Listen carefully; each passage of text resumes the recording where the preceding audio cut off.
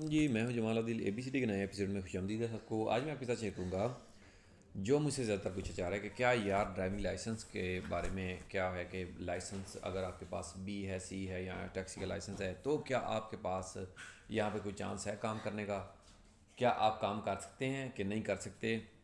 तो इसके बारे में बात करेंगे। तो सबसे पहले मैं स्टार्ट करूँगा आपके साथ ट्रक के बारे में।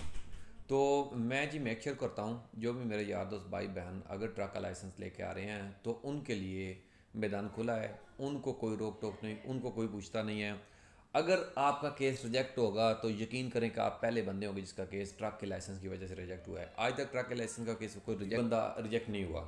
जो बंदे रिजेक्ट हुए हैं बेसिकली, एक मेरे पास ये सामने आपको पेज नज़र आ रहा होगा, ये एक पे केस है जो मेरे सामने रिजेक्टेड केस था जो मैं आपके साथ शेयर कर रहा हूँ। और इसके अलावा दो केस रिजेक्ट हुए हैं जो स्वीडन में ट्रक के लाइसेंस के। लेकिन हमारे बंदे यही कहते हैं कि हमारे बंदे के वो हाथी के दांत हैं, दिखाने की और खाने की और हैं। तो उसमें बिल्कुल यकीन ना करें, खुद वेरीफाई क्या करें। मैंने भी यकीन नहीं किया, मुझसे जिसने भी कहा, मुझसे कई दोस्तों ने कहा कि यार फलां के रिजेक्ट हो गए, फलां के रिजेक्ट हो गए। जब वो केस मेरे पास आया मैंने अपनी आंखों से पढ़ा तो मुझे पता चला कि वो दोनों बंदे ट्रक के लाइसेंस की वजह से रिजेक्ट नहीं हुए। क्यों रिजेक्ट हुए जी? बंदे हमारे बताते हैं हो रहा होता कुछ और है। एक बंदे का जो चीकू चीज जिसको पेई कहते हैं या काप कहते हैं, वो उसका एक्सपायर डेट था। अगर एक्सपायर होगा तो यार कौन आपको डॉक्यूमेंट देगा यहाँ पे? अगर आपका पेई या आपका चीकू जी या आपका काप ही एक्सपायर है तो कौन आपको डॉक्यूमेंट देगा?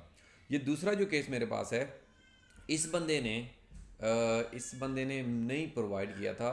क्योंकि जब यहाँ पे आप आते हैं तो आप क्योंकि जो भी ट्रक का लाइसेंस वगैरह या लाइसेंस की बेस पे जो यहाँ पे काम करेगा तो उससे पहले पूछेंगे केस ऑफिसर फ़ोन मार के, क्या आप ये काम कर रहे हैं? आप बोलेंगे हाँ कर रहे हैं। आपके पास लाइसेंस है? हाँ मेरे पास लाइसेंस है। तो वो क्या कहते हैं, भाई हमें लाइसेंस की एक पिक्चर भेजो। तो आपके ऊपर लाजम होता है, लेटर आता है या फिर मेल आती है या कॉल करते हैं तो आपके ऊपर लाजम हो जाता है कि आप उसको वो पिक्चर भेजें। तो इस केस में उन्होंने लिख के मेंशन करके भेजा कि भाई आप ने हमें ये चीज़ें प्रोवाइड नहीं की। अगर आपने प्रोवाइड नहीं की तो आप, क्योंकि आपके पास फिर हम समझेंगे आपके पास लाइसेंस नहीं है। अगर आपके पास लाइसेंस नहीं है तो आपको अलाउ नहीं है गाड़ी चलाना। फिर अगर आपके पास लाइसेंस नहीं है तो कैसे अलाउ कर सकते हैं? या तो आप प्रोवाइड करें, वो लेटर भेजते हैं मिग्रेशन स्वेरगुड वाले, तो आपको लेटर देना चाहिए, लेटर का जवाब देना चाहिए, रिप्लाई करना चाहिए with in 10 days, 20 days, 1 month, जितने भी टाइम में आपको वो पूछते हैं। तो इनफैक्ट उन्होंने इसके मालिक को भी लेटर भेजा था, इसके मालिक ने भी कोई रिप्लाई नहीं किया। ठीक है, मालिक तो इग्नोर करेगा, कोई मसला नहीं, लेकिन जो वर्कर खुद है अगर यहाँ पे होगा, काम कर रहा है, लीगली काम कर रहा है तो उसको रिप्लाई करना बनता है।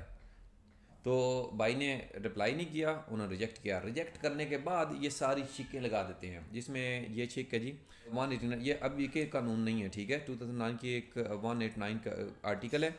इसके अलावा 2012 210 आर्टिकल है जो, और 2008 का भी यहाँ पे एक आर्टिकल था, वो भी इन्होंने साथ लगाया हुआ है कि जिसकी बिना पर भी ये बताते हैं कि आप प्रोफेशनली काम यहाँ पे नहीं कर सकते। ठीक है, तो क्योंकि आप यूरोपियन नेशनल नहीं हैं, बेसिकली आप यूरोपियन फैमिली के मेंबर हैं। जब आप परमानेंट रेजिडेंस परमिट लेके आते हैं किसी भी यूरोपियन कंट्री से तो पीआर है आपके पास, ठीक है, तो आप एलिजिबल हैं यहाँ पे काम करने के लिए।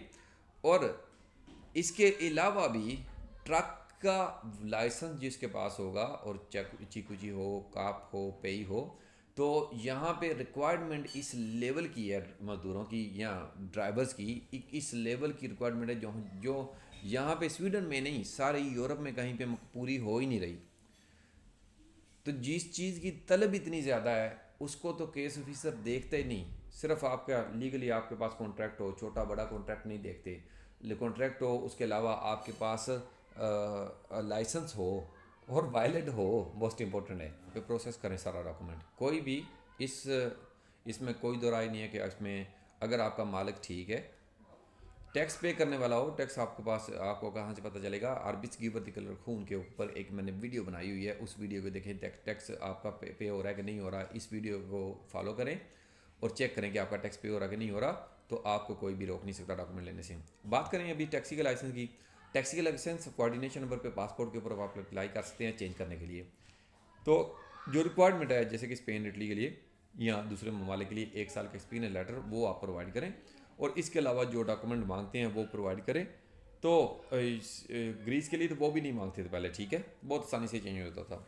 अगर आपका लाइसेंस चेंज हो जाता है तो आप एलिजिबल हैं, आपको लाइसेंस स्वीडिश जो ट्रांसपोर्ट स्टीरल्सन है इसीलिए प्रोवाइड करती है कि यार आपको लाइसेंस दी है, उसके ऊपर मजदूरी करो, दिहाड़ लगाओ, काम करो, तो आप उसके ऊपर काम कर सकते हैं, कोई मसला नहीं है। बी लाइसेंस में थोड़ा प्रॉब्लम होती है, खासकर स्टॉकहोम में। अगर आप दूर दराज वाले इलाके में चले जाएंगे वहाँ पे भी कोई केस रिजेक्ट नहीं हो रहा। बी लाइसेंस में क्योंकि रिक्वायरमेंट नहीं है उतनी, जैसे कि फ्रोगोन का काम है जो 8-9 सीटर होते हैं उसमें ये काम है बहुत ज़्यादा, जर्मन में, इटली में, स्पेन में भी, तो इन कंट्रीज़ में बहुत ज़्यादा काम है। इस कंट्री में बी की रिक्वायरमेंट ही नहीं है उसकी उतनी, और बी लाइसेंस को उतनी वैल्यू नहीं मिलती, और उसके लिए जॉब ऑफर्स नहीं है इतनी ज़्यादा। वैल्यू तो अपनी जगह पे होती है लेकिन उस नौयत की, उस लेवल की रिक्वायरमेंट नहीं है, वैल्यू नहीं है, जहाँ जैसे कि इसको जितनी के सैलरीज वगैरह जैसे इसकी वैल्यू जर्मनी में है या इटली में है कह सकते हैं, तो उसमें थोड़ी दिक्कत आती है, खासकर स्टॉकहोम में। स्टॉकहोम में वैसे भी तंग करते हैं। मिग्रोखून स्वेरकुट वैसे भी बंदों के केस बहुत ज़्यादा लंबे करती है।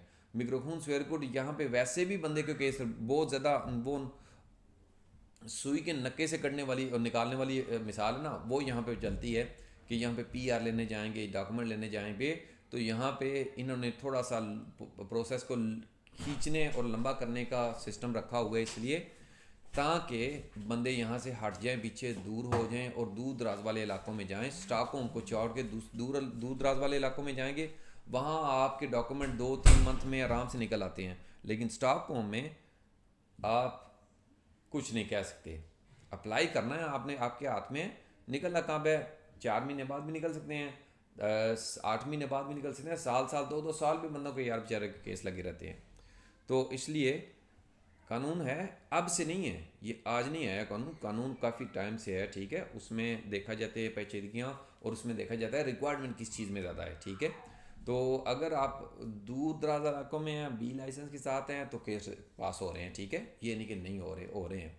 मैं ये कहूँ कि रिजेक्ट नहीं हो रहे, रिजेक्ट भी हो रहे हैं, ख़ासकर स्टॉकहोम एरिया में, इसके मज़ाफ़ात में, नज़दीक में जो एरिया पड़ते हैं इसमें रिजेक्ट हो रहे हैं।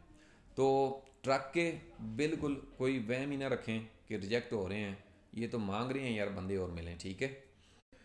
और आखिर में मैं यही कहूँगा कि आपको अक्सर व बेशतर, आप किसी भी फील्ड में, किसी भी सेक्टर में काम कर रहे हैं, आपको अक्सर व बेशतर बंदे मिल जाएंगे जो आपको पूछेंगे भाई कितनी तनख्वाह ले रहे थे, क्या काम कर रहे थे वहाँ।